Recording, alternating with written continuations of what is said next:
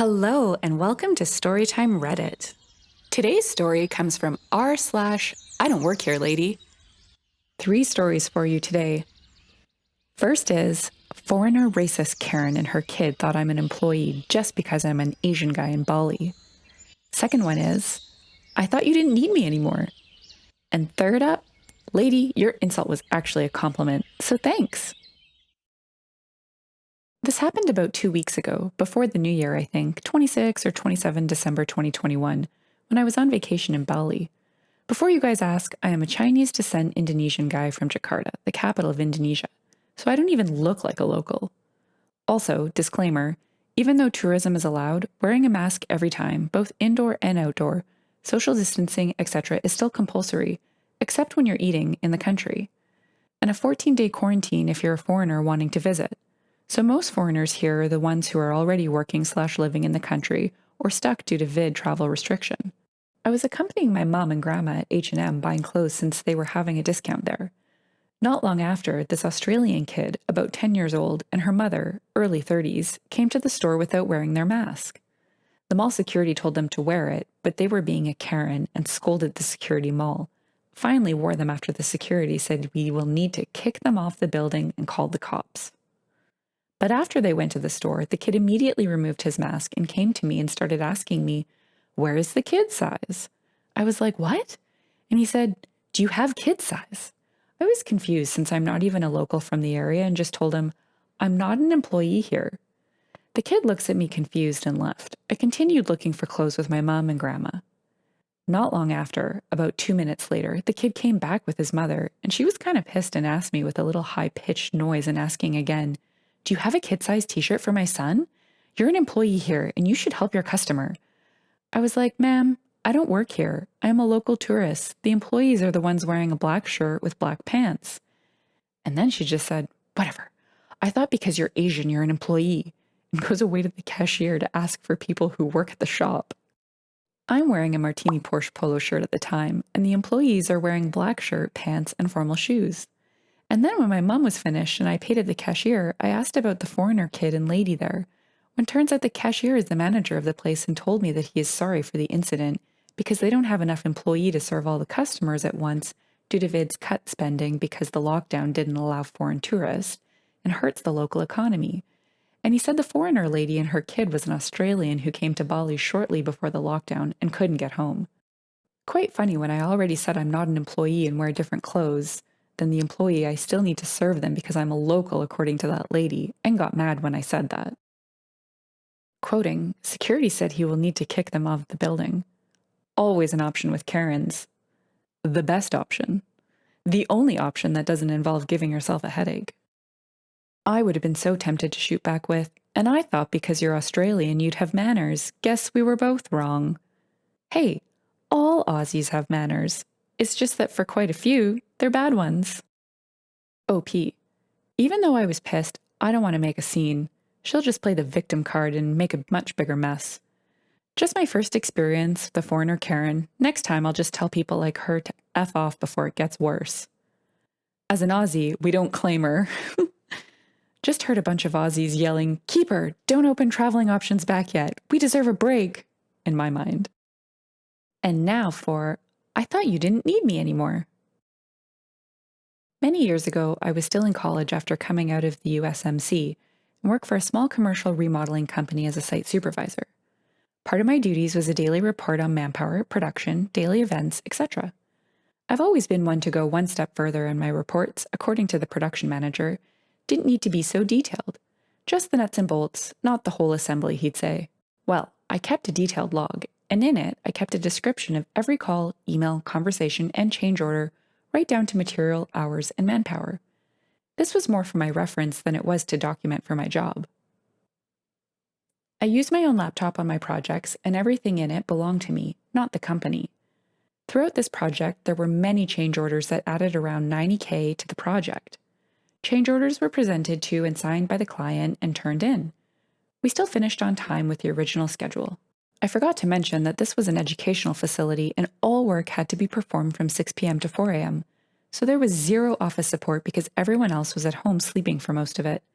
So I was on my own, and this caused a rift between myself and the grossly incompetent PM. I've never been quiet about grievances. At the end of this project, I was told that I wouldn't be needed any longer, given my final paycheck, and sent on my way. Roughly 3 months later, I got a call from the PM asking if I had notes or more documentation on the change orders from that project. I confirmed that I did. He asked me if I could find time to sit in a meeting with him, the owner of the company, and members of the Board of Regents to verify the change orders because they were balking at the added charges. He offered my previous pay scale, $27 an hour, to do this, to which I balked and countered with double, including my drive time to and from plus gas. He balked. He proceeded to scream into the phone, and I hung up. He called back and began screaming again, and I simply said, "Triple," and hung up.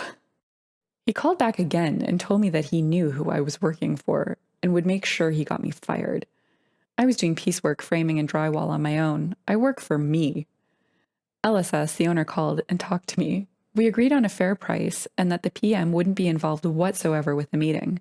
I didn't want to see him or hear him. He agreed, told me the date of the meeting, and agreed to send over a contract, but never did. I didn't answer any of the many calls that came in on the day of the meeting. Still don't know if they worked it out, but I know that PM left shortly after, and the owner is a superintendent for one of our competitors. I like that you basically went with no contract, no work. They definitely wanted to screw you over after the meeting if they didn't get anything in writing prior. OP. Oh, make no mistake. The agreement was for 12 hours of my time at $70 an hour per day. No check in hand, and I'd have walked straight out the door. Don't take checks from weasels.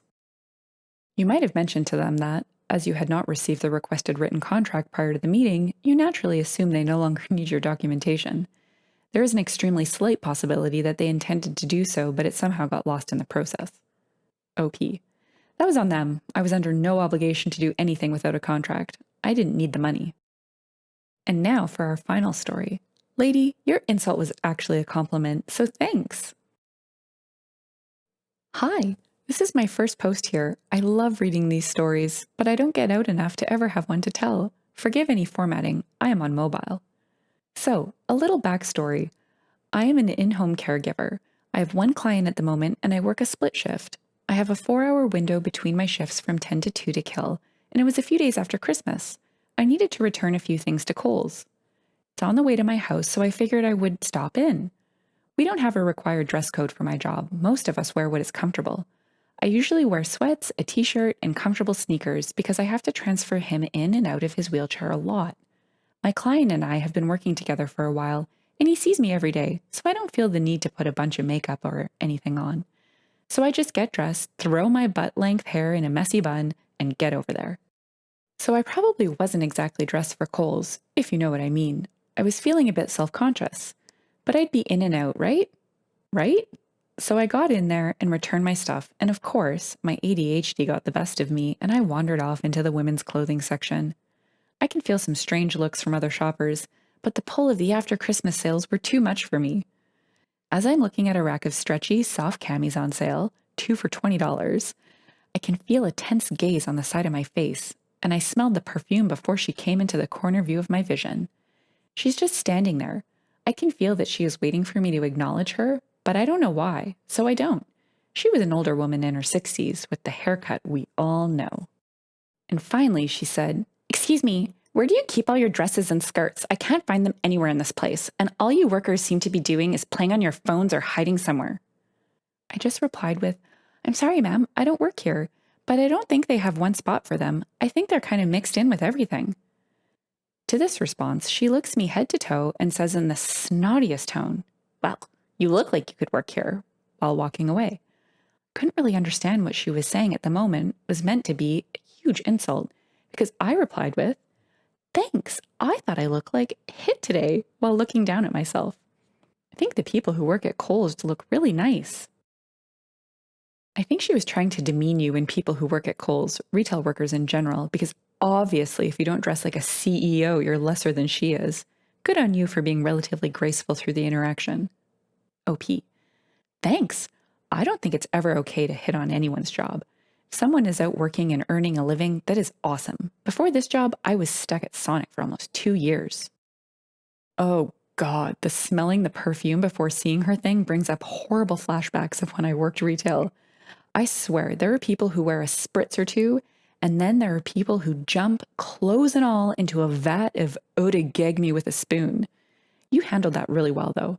I'll have to remember your line in the future. Wow, you're so nice. Could have choked her with that hair you have, though. Some would call that a missed opportunity. If all the employees are playing on their phones or hiding somewhere, then I can guarantee they are busy and working their butts off. I used to work in Kohl's and it was nonstop tasks and customer service. You were lucky if you could get your name tag off before walking away from the register for your break.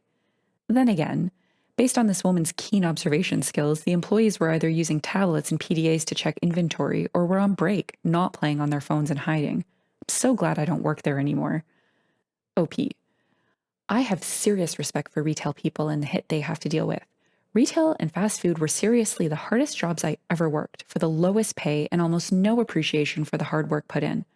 I also am so glad that I don't work in these jobs. I always make sure to be kind and patient and go out of my way to tell these people that I appreciate what they do. Because damn, that life was hard. If you've enjoyed the story and would like to hear more, consider liking, subscribing, and leaving a comment. I hope you'll come again soon. Bye for now.